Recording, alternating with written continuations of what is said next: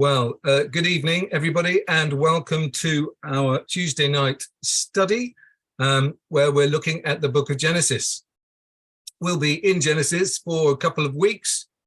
Each of these talks really will probably stand on their own as individuals. And then as we get to the end, probably in about 4 or 5 weeks, maybe 6 weeks, we might then try and do some summary talks. Last week, Fiona introduced us to the book. And this week I've got a simple question for you. When was the last time you were lost? Not when was the last time you lost something, like Peter lost his glasses and they were on his head, or Kumar lost his glasses and they were on his head, or look how many of us wear glasses. That was even Noel. Noel couldn't find his headphones. Guess where they were? On his ears. I'm not talking about losing something like that. I'm talking about being lost. You personally being lost. Think back to the last time you were lost. Now, because I know some of you well, I know some of you are thinking, what on earth has this got to do with Genesis? So I'm going to answer that question now so that you don't have to keep wondering that.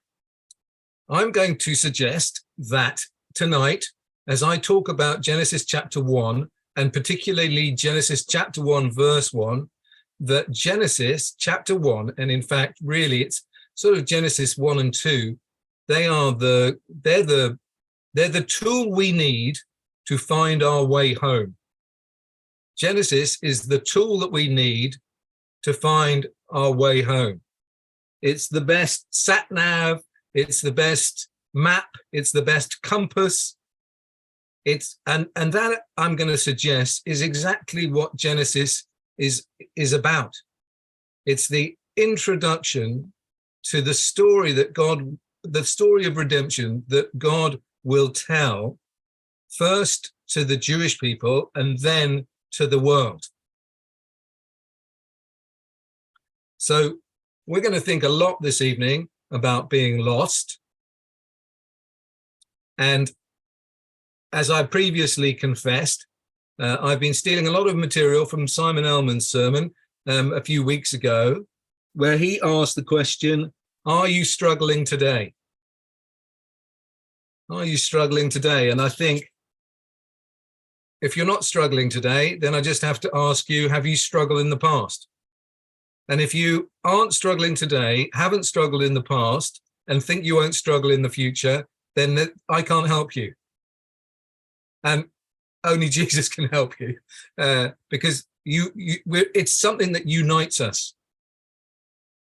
Struggling unites us, and we've all been lost at some stage, or felt out of our depth, parenting, or in our career, or in our health, or in our spirituality, or in our emotional state, or our physical state. We've all lost. We've all lost. Many of us have lost our 2020 vision.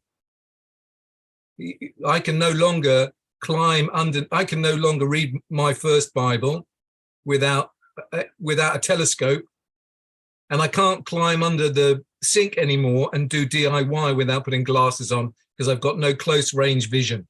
It's all a blur. I can't even really read my phone. So we lose things, we can lose ourselves, we can lose our skills, our abilities, our strength. And no matter what it is that's been lost, Genesis 1, and particularly Genesis 1 verse 1, is the beginning of our journey back home.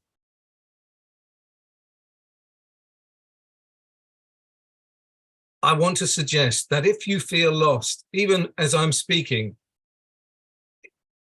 if you feel like you've lost control of the direction of your life, then turn back to Genesis 1 verse 1.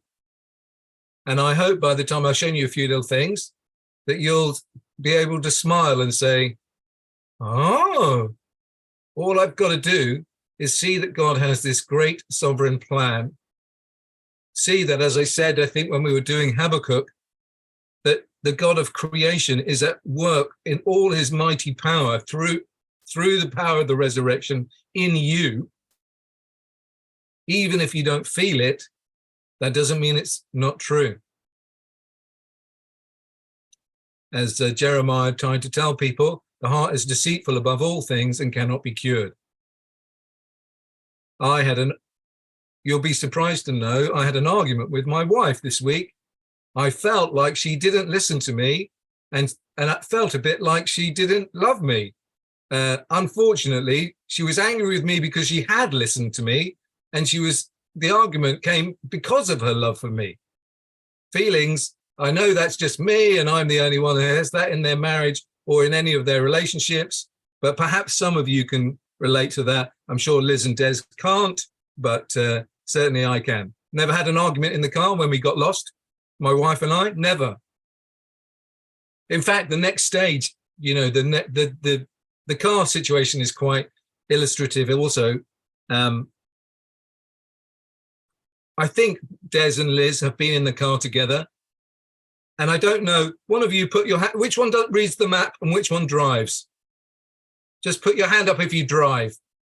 Okay, very good. So Des is miming driving, and Liz has got the map. Oh, he won't even let you have the map. You have to have both. Okay, well, this is an argument before we've even started. In our house, let's keep to me and my wife, because I can control that story. I drive, she has the map. She says to me, are you lost? I say no. We drive on for another hour and a half, and she says, are we lost? And I say no. 3 hours later, she says, are you sure we're not lost? I said, well, I'm sure we're going to get there soon. I don't know if that's a familiar experience for anybody else.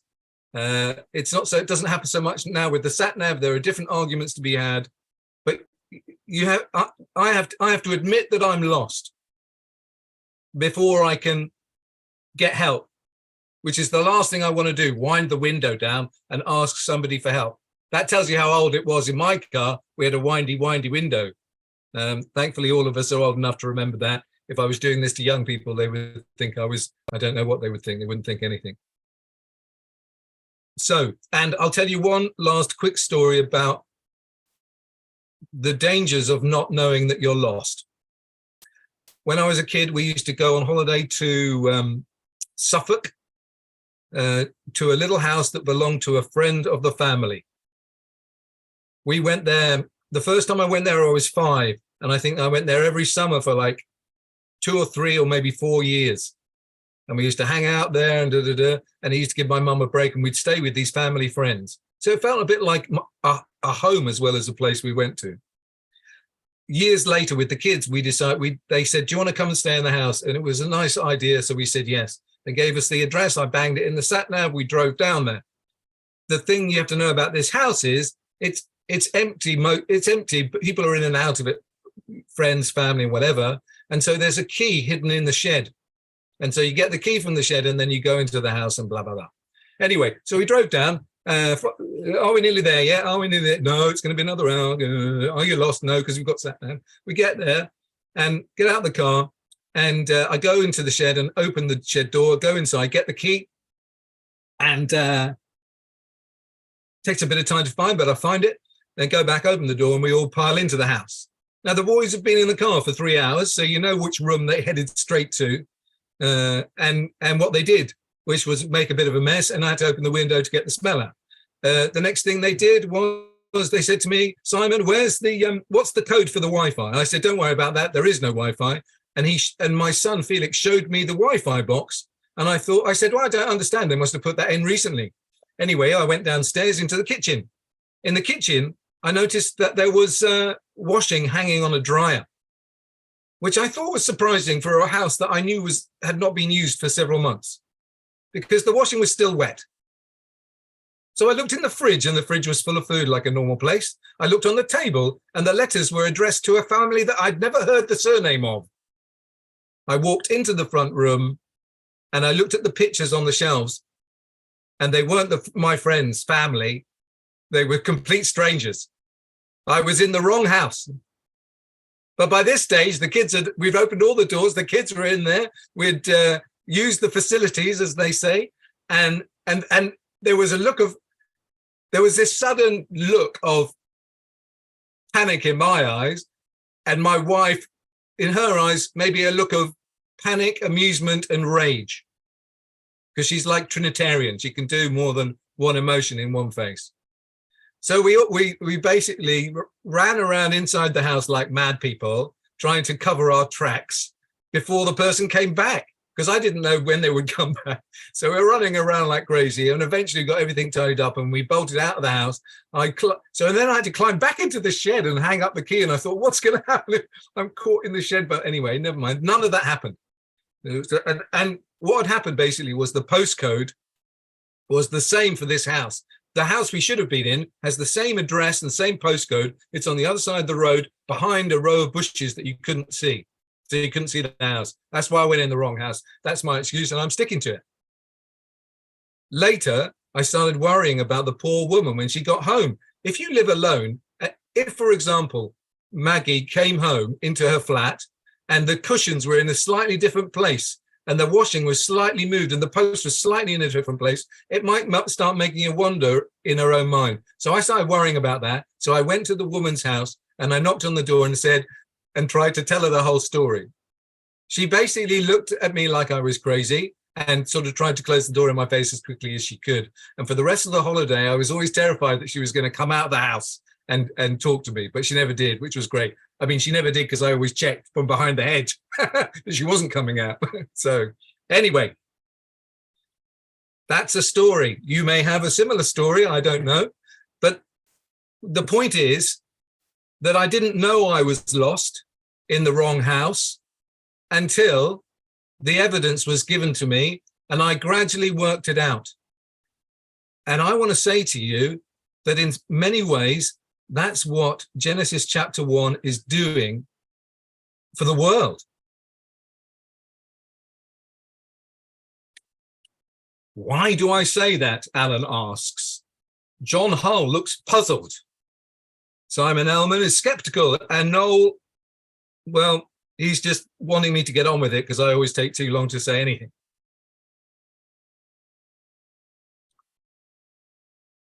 Have you ever had someone say to you, oh, well, the Bible's only 3,500 years old. There must have been religion before that, so that it's not even the oldest religion. If you haven't, then I can tell you that's a lot of the time. A lot of people will use that as a reason. Oh, well, there's only 2,000 years since Jesus and 3,500 since Moses. Don't you think there were civilizations before that? Don't you think those religions came first, and so yours is just another version of that, and all religions are the same, they're just different versions of each other? I'm going to assume that some of you have heard that, and I'm going to say to you that the first thing I want to say, in Syria, which in the Bible would be the Canaanites in the land. They had a religion. It was called Ugaritic. They had the language was Ugaritic. It was a 30 letter alphabet, and they had their own religions. And if you think about it, you actually already know this, because these were the religions that people in the Bible drifted into. So what you had before the Torah was God consciousness, but not God knowledge. And as a consequence, people were all over the place, worshipping fish and animals and water and air and stars and all sorts of things. And you see some of that actually in our Bibles. The purpose of Genesis 1 is really the purpose of Acts 17. Do you know Acts 17? You know, Paul is in, I think, Athens, and he wanders around and he sees all these different altars to different gods. And he says, I've come here today to you've even got an altar to the unnamed God. I've come here today to make that God known to you. That's what Genesis 1 is doing. It's starting with this big picture. In the beginning, God created the heavens and the earth. Now, have you ever heard anyone say to you, there are lots of mistakes in the Bible? Hands up if you've heard that. Give me some indication. Okay, quite a few people have heard that. You can, if anyone ever says that to you before, you can say, yes, I know, and the first one's in the first line. Would you like me to show it to you? To which they'll say no or yes. If they say yes, you can say, it starts with, in the beginning, God created the heavens and the earth. The first mistake in the Bible is in that line because God, Elohim, is plural and created is singular. So it's a grammatical error in the first line of the Bible.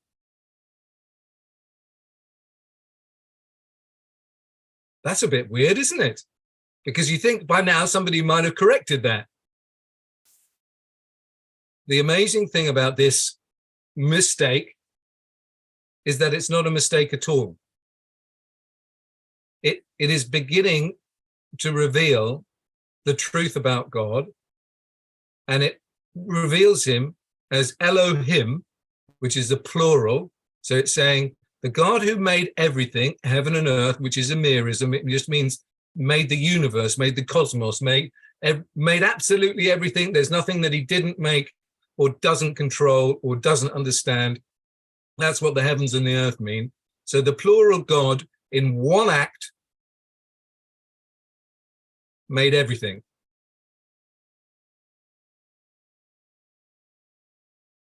So you can say to people, it's interesting, isn't it? Because sometimes people say that you don't see the Trinity in the Old Testament, but what you do see is God revealed as a plural, but acting as a singular. It breaks the law of grammar because it's using language that needs to break the laws of your rational thinking. And that's what it's doing for the people that first received the text.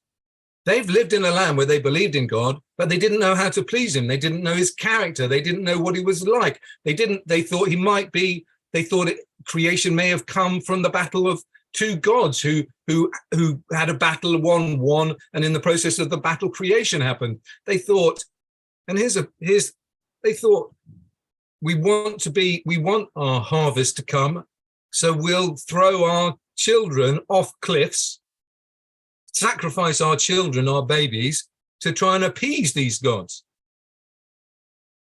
And up until this week, it had never really crossed my mind to ask myself the question, I wonder if those people loved their children. I just assumed that they didn't. I don't know why. I'm just a bit slow on the uptake. But imagine being so afraid of your God that you were willing to throw your firstborn child off a cliff to try and avoid his wrath.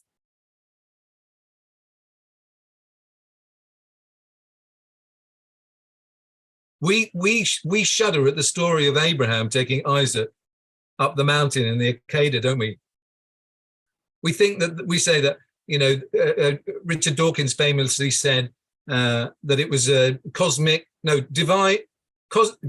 divine child abuse on a cosmic scale or something like that. He's very good at saying these inflammatory, angry things. But he talks a lot about how it's the asymmetrical abuse of power.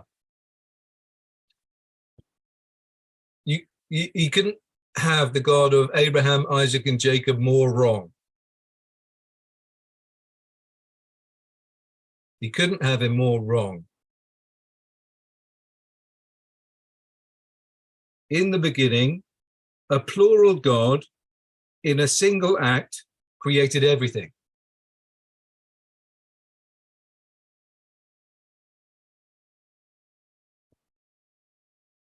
To which the voices say, yeah, but what about other religions? What? And you think, isn't that interesting? That the same conversations are still happening 3,500 years later. Genesis is as relevant today as it was when it was first delivered. And we'll begin to see a little bit more of that as we go.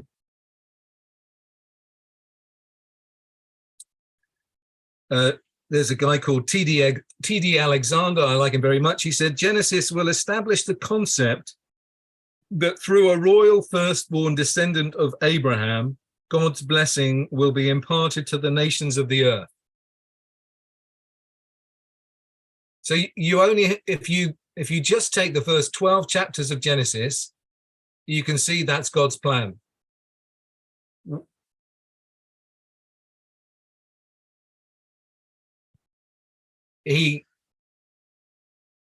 I'll tell you a bit more about that when we get a bit further on in the story, perhaps. So Genesis 1:1 records the creative act in its broadest possible sense. And then from Genesis 1 verse 2, it focuses on the earth. And then Genesis chapter 2 focuses on Eden and the relationship between God, human beings, and creation. That's what's happening in those first two chapters. One of the great themes in prehistory, in time before the God of the Bible had been revealed, was this idea of chaos, that there was chaos, and that there were these battles between divine beings that were impacting the world, and that's why you had to make all these different, you had to do what you could to try and make these gods happy and avoid their anger. If you go to, when we went to, I want to get this right. When we went to Sri Lanka, I saw Hindu temples for the first time with these terrifying, brightly colored images, painted statues of gods with spears and fangs and blood and gore, and it was terrifying.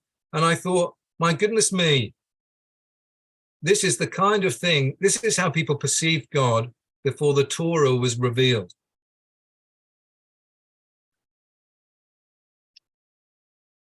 So look what happens next. Now the earth was formless and empty. Darkness was over the surface of the deep, and the Spirit of God was hovering over the waters. Man, you could do a series of 2 or 3 talks just on this second text. I don't think we've got the time for that, but I do want to point out a few things to you. Hovering, the word used for hovering is like the hovering of an eagle.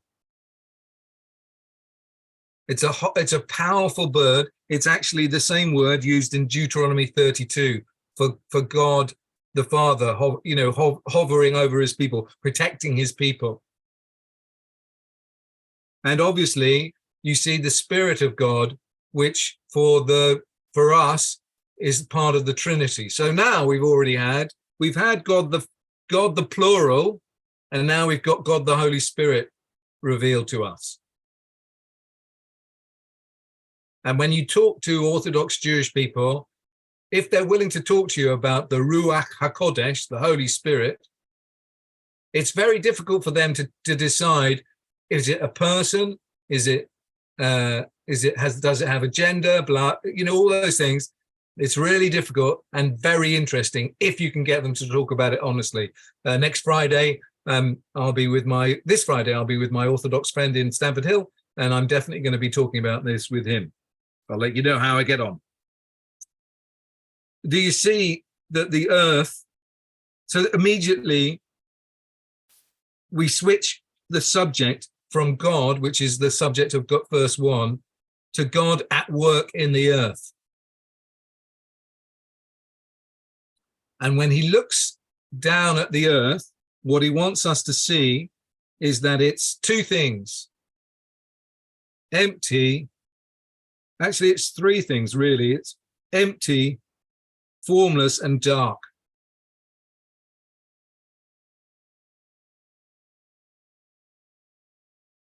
There's no structure to it.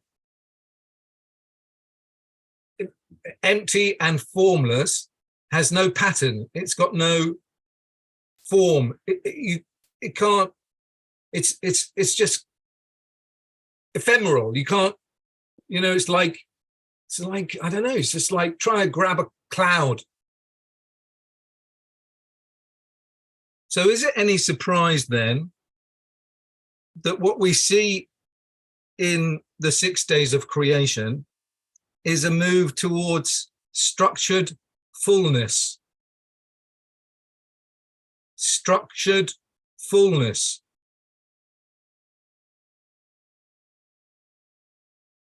Now we learn that the God of these ragtag Israelites escape. They are like, they're like the Keystone Cops who've escaped from prison. Oh no, cops can't escape from prison. They've escaped from Egypt, and they're trying. And this slightly less than brilliant group of people are trying to say that they were rescued by the creator of the universe. It's not a very convincing story, to be honest with you. But then it might be true of us today as well, mightn't it? And maybe that was exactly his point. So he starts. So creation didn't come from nothing. It came from somebody. And what he did was take nothing, take emptiness and make it full, take chaos and make it structured. He even invented time so that we could function.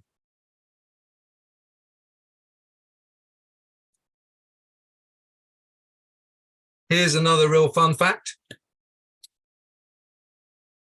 I think you all know the first words that God speaks. Let there be light. We often, in winter, remember when you go to church and you turn the lights on, somebody always says, let there be light. Well, they do in my church anyway. Same joke every time. Anyway, let there be light. Maybe this is such a super famous thing. And Jesus describes himself as the light of the world. And at Hanukkah, he's the light by which you can follow. And the light. John's gospel is obsessed with this dark and light and this Genesis idea of God, our God brings light into darkness in order to rescue. And in fact, in John 3:16, it says that people love the darkness and don't want to come into the light for fear that they'll be exposed, which is exactly what Adam and Eve were doing, hiding in the bushes, covering themselves with leaves. Anyway, let there be light. Did you notice light is singular? And if you skip over to day 4, do you notice let there be lights, plural? So it's not only structure, but fullness. You see that? So first of all, you put the light on. I lost. What was it? I lost my Bible at a conference once, and I went back to the. I've forgotten this till now. I went back to get my Bible in this lecture theatre, and the lecture theatre had a timer on the light switch. Have you ever been in one of those places? And I just found my Bible. And I was right up at the back in the middle of the whole place, and the lights went off, and it was pitch black. I couldn't wait for someone to say, let there be light, but they didn't. And I had to crawl my way back, sort of trying to get to the door and get out again. Glad that nobody caught me. It was quite a thing. But if someone had turned on the light, it would have made such a difference to my life and the way I felt. And that's what you're supposed to see in Genesis, that from the very beginning, God is bringing a light that reveals the truth about God and the truth that he's a God who will redeem. It'll take us till Genesis 3 to get to the redemption part, but for the moment, he's just turning on the lights.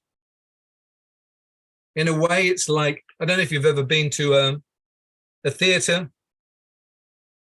And when they turn the lights on afterwards, at the end, so you can see all the detail of the place. Doesn't look quite as glamorous, generally speaking, but you can really see what's going on when the lights are on.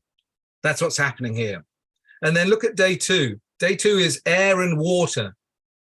Why are air and water significant? Well, if you ever go up in space, if you ever watch the film Apollo 13 with Tom Hanks, you'll find out why air and water are significant, because without them, you can't have life. So we can satisfy the scientists by saying, look, you need light, air, and water for life. That's the order that the Bible gave before everybody knew everything about science. How did they know that? Because God's always known that, and he doesn't contradict himself. Next, in day 3, land and plants. They're the two sides, aren't they? You can't have a plant without, hydroponics, okay, but let's not get into the technical. In general, a tree needs ground to grow in. I've never seen a tree floating in the air growing on its own. It needs the ground with its roots. So land and plants, they're paired together. And then, as I said, so day 1 is light, singular. Day 4 is light, plural. Day 2 is air. Well, day 2 and 3 set up the conditions for life. What would you expect day 5 and 6 to be about? Strangely, fowl and fish in day 5 and animals and people in day 6. What he's done for us in Genesis is paint us a picture of how the universe began in a way that we can make sense of, and in a way that we can make sense of who we are. Because without this information, the people of the ancient Near East were lost. They were lost. They believed in various different gods, but they didn't know who the true God was. And isn't that exactly our mission today, is to explain to people that they're lost, to tell them that there's one God who made everything, and show them his character and how to know him.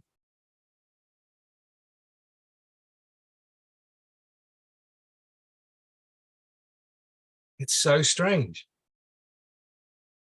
Does that, do you think, explain why the New Testament talks about the new creation so much? Because the writers of the New Testament understood how important creation was.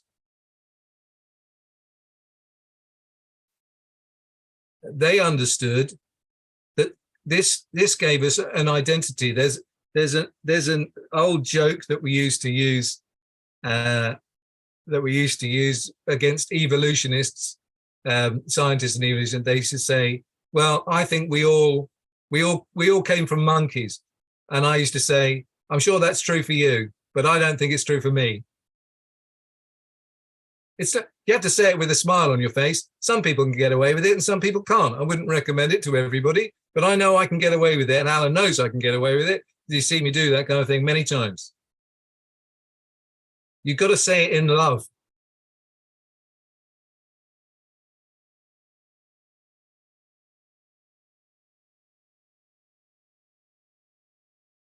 We've got 10 more minutes. I want to show you something that's important to me. And I'll tell you that it's important to me because it's to do with the integrity of the Torah, of the 5 books of Moses.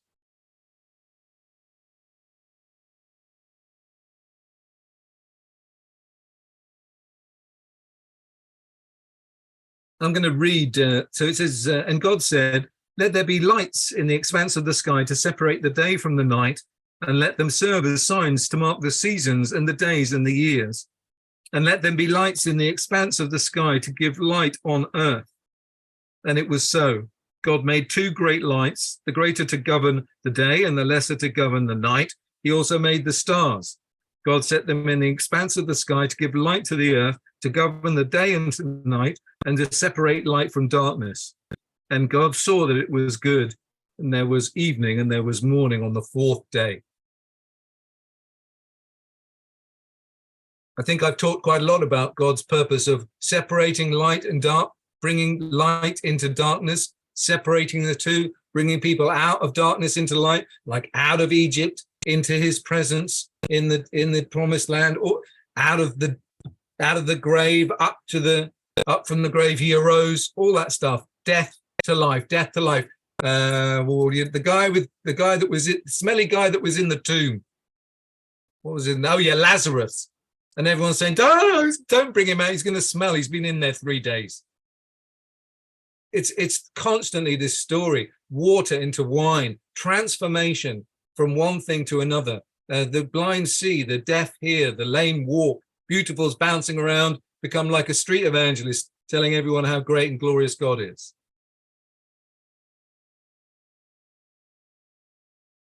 But the good old nearly intelligent version that I've got never showed me something that I think is fascinating. First, verse 14, day 4, is about light. And then it says, let these lights separate the day from the night, and let them serve as signs to mark the seasons, days, and years, and let them be lights in the expanse of the sky to give light on earth. I thought, he put the stars in the sky so that you could navigate using one of those funny things that pirates and Navy people used. Somebody can put the name of it in the chat if they like. I can't remember the name of that thing. I think it's a theodolite, but I know it's not.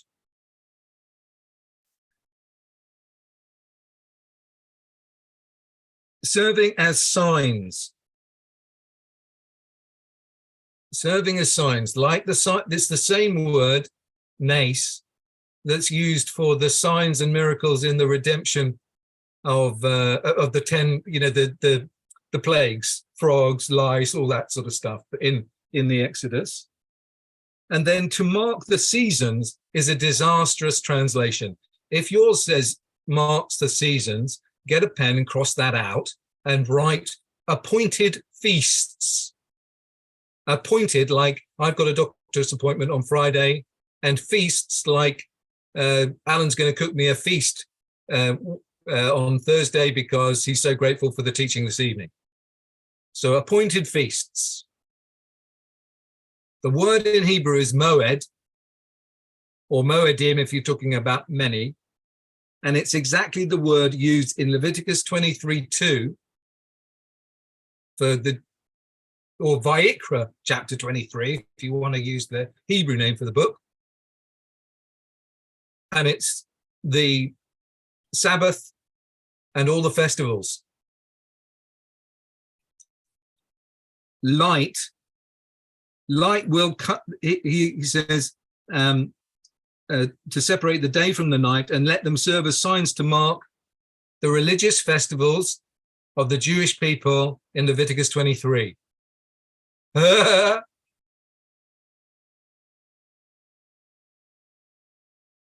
What? It's like you could write, but God didn't. Let them serve as a sign to mark church services on a Sunday morning and Easter. But he didn't write that. Easter and Christmas. What else does the church celebrate? Christangle. I don't know, lots of things. They've got lots of things to celebrate, and it's true they have.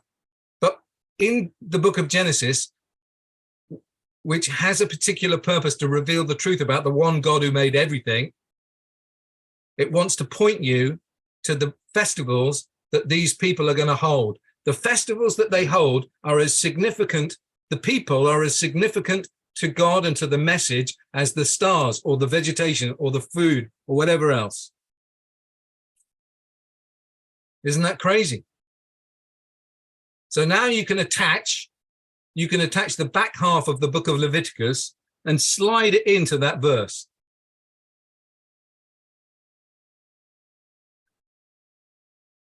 And what these two great lights, and I don't think that's the two tablets, but it could be. the two tablets being light to the world. I mean, there's no argument that the Ten Commandments have transformed the world. So anyway, so that's just my little funny little thing that I like, that I saw and I thought, wow, look at that.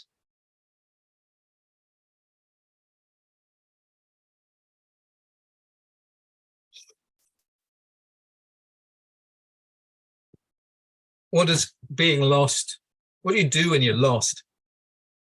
When you've lost your sense of identity? Some of you know, 18 months ago, I had a nervous breakdown. I lost my sense of reality, let alone identity. And I needed to find a way home.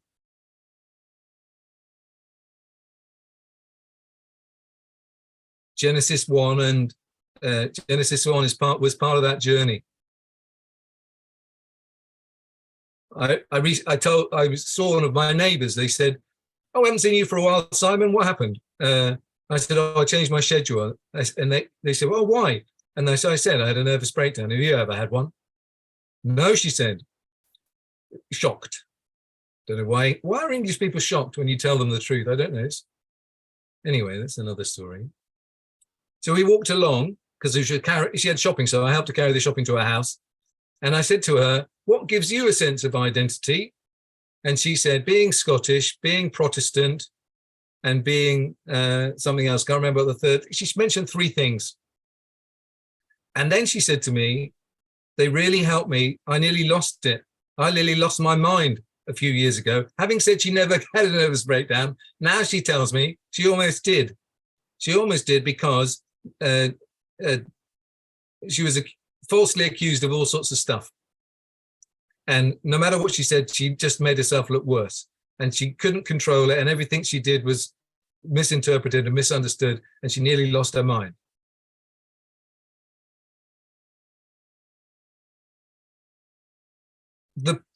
This weekend, we celebrate Pride across the world. And across the world, it's celebrated. Across the world, the LGBTQ mission is taking place, and it's reaching into our primary schools, into our secondary schools, into every aspect of our culture. And what it's saying is any kind of identity is your identity. You choose. Genesis doesn't say that. The last thing I want to show you is how important it is that you understand, and that I had to relearn how valuable I was in God's sight, because I am made in God's image. Each one of you is made in God's image. Every single human being that has ever lived has been made in God's image, and God's image cannot be reflected perfectly, and it can't be reflected without gender. And there are two genders, male and female. And they are different and complementary. The word that it uses in Genesis 3 is echad, which means one. Like my wife and I were not one when I told you the story of the argument. I'm not going to tell you the details of it because it just makes me look even worse than you already imagine. And if I told you anything bad about my wife, that would just make me look worse.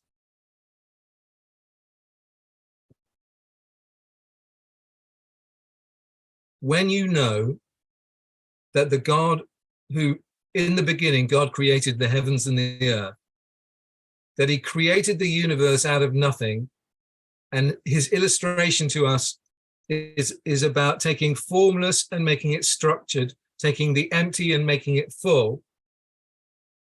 And he does all that, and then he creates us, and then he builds a home for us where we can all hang out with him. Then you see a wonderful story. And when you see that story in the context of the darkness of the pre-Torah religions, then you see something of the wonder of the Torah. And I want to suggest that we're in a time now where the world around us is very much like the pre-Torah world, and where people don't even know this truth about the Bible. They've dismissed it. They've seen all these terrible stories about the church and vicars and priests and la la la la la, all the fighting, religion causes all the. They've seen all that, but they haven't seen Genesis chapter 1 that says that God made everything and that we are the pinnacle, his co-kings, his co-regents. And he's chosen a people in Deuteronomy chapter 4, chapter 6. He's chosen this people so that they would follow these commandments. And so the nations around them, would see how wise and how wonderful this wisdom of this God is. It's Deuteronomy 4. God's purpose was to choose this people so that the nations that surrounded it would say, what other nation is so great as to have gods near them the way that the Lord our God is near us whenever we pray? What other nation is so great as to have such righteous decrees and laws as this body that I'm setting before you today? His purpose in choosing Israel and then bringing the nations into that citizenship was that all the nations would finally see the truth about God, that God's heart is, he built creation for us to be with us, for us to be with him, for him to be with us, and for us to be in that situation for eternity. We had that in the garden. We lost it. We lost it in that same garden. And now we're going to learn that he's going to sort it out because he's the only one who can. And that message has been there from the first few chapters of Genesis. And it gives us a chance to show that this nasty Old Testament wrathful God is nothing of the sort. He's holy, but he's wholly loving. And we would never have seen this light if he hadn't chosen us and brought us out into it. So this evening we can be grateful that he's shown us the way to go home, as the old music hall song used to say. And I hope that it will give us the opportunity to tell this story to others and raise their curiosity in this wonderful God revealed in the Bible to the Jew first and then all the nations. Oh.